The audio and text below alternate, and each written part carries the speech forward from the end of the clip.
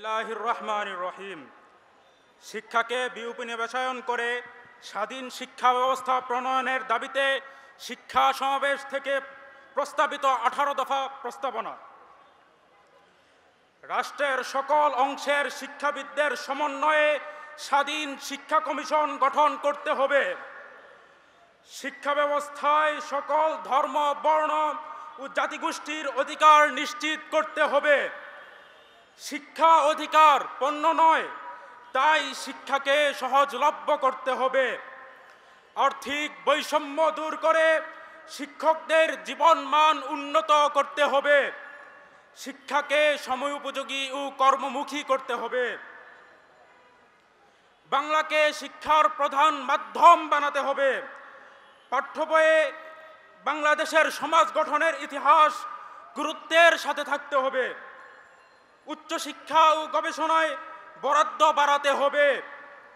স্বকীয়তা বজায় রেখে কওমি সনদের স্বীকৃতি বাস্তবায়ন করত রাষ্ট্রের সকল ক্ষেত্রে মাদ্রাসা শিক্ষার্থীদের অংশগ্রহণের সুযোগ নিশ্চিত করতে হবে। মসজিদ ভিত্তিক মক্তব ব্যবস্থা ব্যাপক ও সুসংহত করতে হবে। মুসলিম শিক্ষার্থীদের জন্য শিক্ষার সর্বস্তরে কুরআন ও ইসলামের মৌলিক শিক্ষা নিশ্চিত করতে হবে। শিক্ষাঙ্গনে সন্ত্রাস ও দখলদারিত্বের অপরাজনীতি বন্ধ করতে যথাযথ ব্যবস্থা নিতে হবে। বহির্বিশ্বে উচ্চশিক্ষা সহজীকরণ করতে হবে।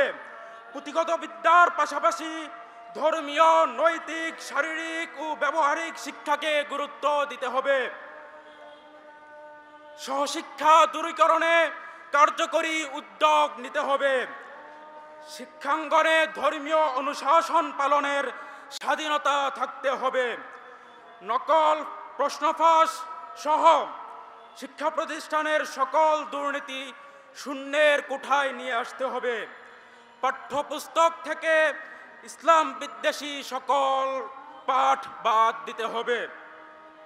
নাসরুম মিনাল্লাহি ওয়া ফাতহুন করিব। অবশ্যই।